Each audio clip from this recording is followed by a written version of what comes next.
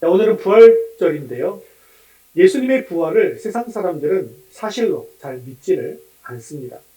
예수님의 부활은 그저 기독교인들의 상상일 뿐이고 교리일 뿐이다 라고 생각한다는 것이죠. 그래서 복음을 전할 때 부활을 전하면 세상 사람들은 건성으로 듣습니다. 그러나 부활의 역사성을 거짓으로 알던 많은 사람들이 부활의 역사성을 실제로 깨닫고 나서 참된 그리스도인 된 경우들을 우리는 많이 찾아볼 수가 있습니다.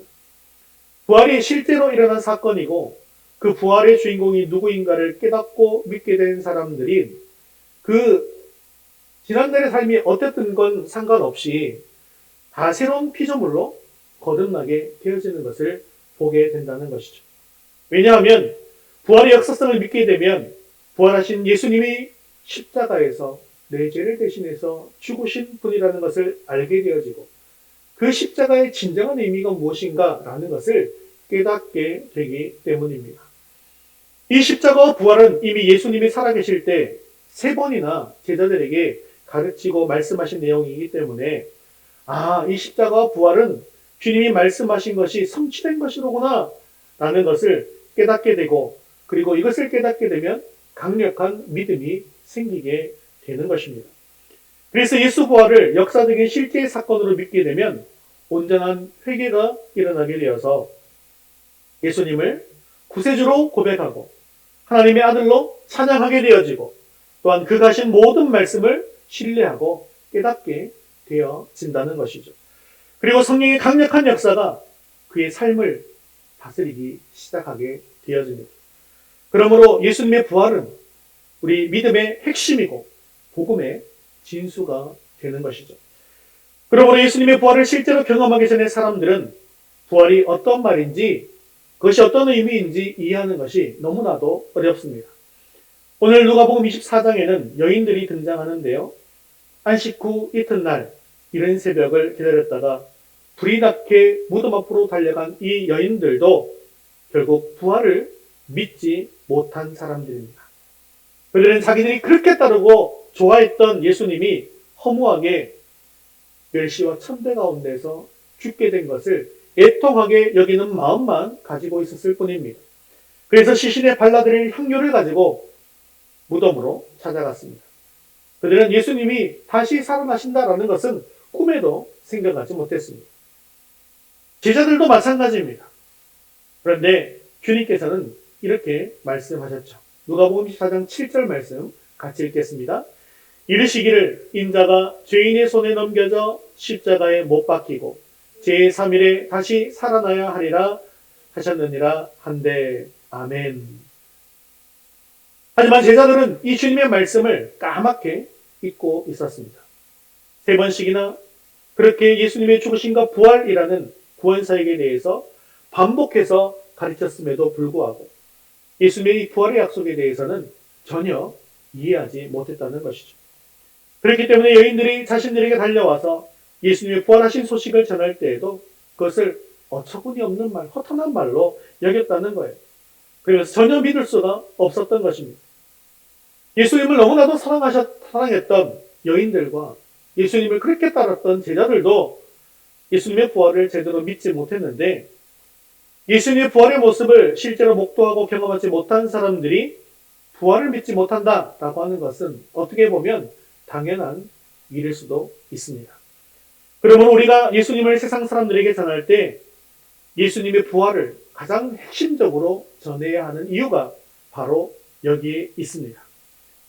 그들이 몰라서 그렇지 예수님이 실제로 부활하셔서 지금도 부활의 모습으로 살아계시고 장차 다시 오실 분이다 라는 사실들을 사람들이 알게 된다면 수많은 사람들이 예수님의 제자가 될 것입니다. 기독교는 다른 종교와 달리 유일하게 부활의 종교입니다. 오늘 부활주의를 보내면서 예수님의 부활의 의미를 깨닫고 또 깊이 묵상할 수 있게 되어지기를 주님의 이름으로 축원합니다. 우리 첫 번째 같이 읽겠습니다. 부활은 예수님이 구세주임을 증거합니다. 기독교 신앙은요, 부활에서부터 시작하는 것입니다. 기독교는 예수님의 탄생이나 십자가의 죽음에서 시작된 것이 아니라는 거죠. 부활에서 시작되었다라는 사실을 우리는 잘 기억하고 알고 계셔야 합니다. 부활한 예수님께서 이 세상을 구원하시는 구세주임을 증명하는 구체적인 사건입니다. 예수님이 죽으신 지 사흘 만에 만일에 살아나지 않으셨다고 한다면, 빈 무덤 안에 세마포만 남기고 부활하지 않으셨다고 한다면 과연 십자가는 어떻게 해석되었을까요? 그저 한 위대한 스승이었던 한 인간이 위대한 생애를 살다가 억울하게 사형틀 위에서 비참한 죽음을 당했다라고 역사가들은 기록했을 것입니다. 십자가 위에서 흘리신 주님의 피가 인류의 모든 죄를 다 씻어주었다라고 이야기하기는 어려울 것입니다. 왜 그렇습니까? 죽어버린 인간의 피에는 온 인류의 죄를 대속할 수 있는 힘과 권세가 없기 때문인 것이죠. 그러므로 부활이 없다면 지금 우리가 믿는 모든 것이 헛것이 되고 만다는 것입니다. 그래서 바울은 고린도전서 15장 14절 15절에서 이렇게 이야기하는 것이죠. 같이 읽겠습니다. 그리스도께서 만일 다시 살아나지 못하셨으면 우리가 전파하는 것도 헛것이요 또 너희 믿음도 헛것이며 또 우리가 하나님의 거짓 증언으로 발견되리니 우리가 하나님이 그리스도를 다시 살리셨다고 증언하였습니다. 오늘날에도 예수님의 부활을 의심하는 사람들이 많이 있습니다. 그들은 부활을 과학적으로 증명할 수 없고 죽은 사람이 다시 살아난 것은 역사적으로 본 적이 없다는 것입니다. 하지만 과학이 세상의 모든 진리를 다 증명할 수 있는 것이 아닙니다. 우주가 있다는 것은 과학이 증명하고 있지만요. 우주의 끝을 과학이 증명할 수 있습니까? 없다는 것이죠. 우리가 살아있지만 또 우리가 살면서 많은 생명들이 있지만 이 생명의 신비를 과학은 증명하지 못하는 것입니다. 그렇게 인간의 경험이나 과학으로는 절대 하나님을 알 수가 없습니다. 하지만 예수님이 부활을 이기고 일어나신 부활을 통해서 예수님은 생명을 창조하시고 생명을 주관하시는 하나님이심이 증명된 것이죠. 그래서 십자가에서 흘리신 하나님의 아들 예수님의 보혈은 사탄이 주관하는 죄와 사망과 어둠의 권세를 깨뜨리고 승리하신 하나님의 능력이 된다라는 것이 증명되는 것입니다. 예수 부활을 통해서 하나님의 나라가 세상의 나라를 초월하고 승리를 선포하고 있음을 알게 된다는 것이죠. 고린도전서 1장 18절에는 또한 이렇게 말씀하고 있습니다. 고린도전서 1장 18절 말씀 같이 읽겠습니다. 십자가의 도가 멸망하는 자들에게는 미련한 것이요 구원을 받는 우리에게는 하나님의 능력이라. 아멘. 그렇습니다. 예수님의 부활을 통해서 십자가가 하나님의 능력임을 입증하였습니다. 그렇게 부활주일을 맞아서 부활하신 주님을 바라보며 주님의 말씀을 붙들고 나아가십시오. 그래서 세상을 능히 이길 수 있는 힘을 얻을 수 있기를 주님의 이름으로 축원합니다. 두 번째 같이 읽겠습니다. 부활은 예수님이 살아계신 하나님이심을 증거합니다. 오늘 본문을 보면 막달라 마리아와 여인들 그리고 제자들은 믿음이 없었습니다. 왜냐하면요, 그들은 살아계신 하나님을 찾아간 것이 아니라 죽은 자가 있는 무덤을 찾아갔기 때문입니다.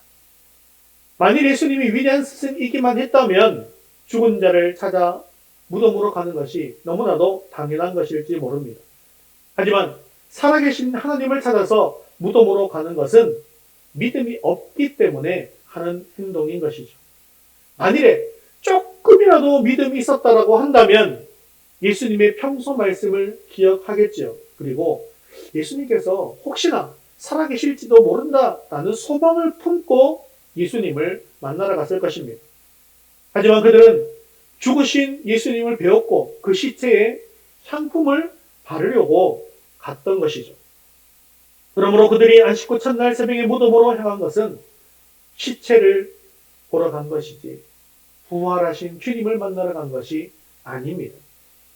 막달라 마리아와 여인들이 향품을 가지고 무덤에 도착했을 때 무덤 문은 열려 있었습니다. 지키던 병사들은 도망쳤고 예수님 누우셨던 곳에는 세마포만 덩그러니 남아 있었습니다. 그리고는 두 천사가 이렇게 이야기합니다. 24장 5절 말씀 같이 읽겠습니다.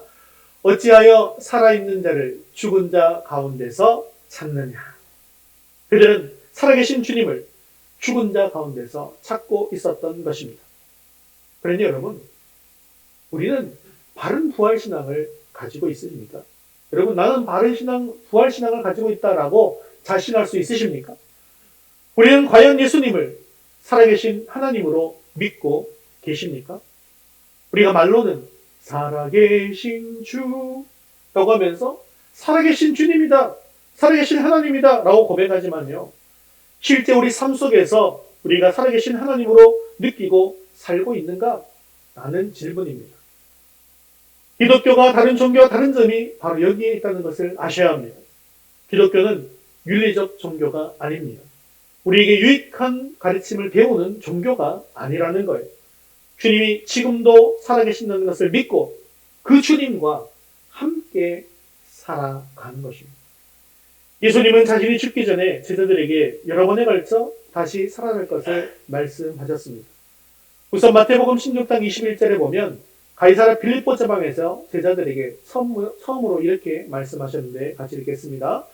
이때로부터 예수 그리스도께서 자기가 예루살렘에 올라가 장로들과 대제사장들과 서기관들에게 많은 고난을 받고 죽임을 당하고 제3일에 살아나야 할 것을 제자들에게 비로소 나타내시니.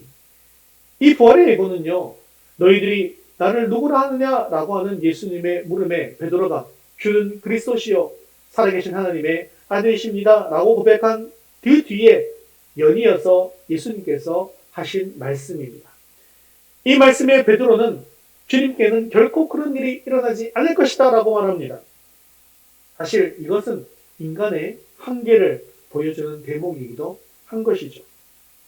또한 요한복음 11장에 보면 예수님께서 예루살렘에 입성하시기 직전에 죽은 나사로를 살리시는 장면이 나옵니다. 예수님께서 계신 곳에 나사렛 누이 마르다와 마리아가 자기들의 오빠 나사로가 지금 병들었다고, 죽게 되었다고 황급하게 연락을 했습니다.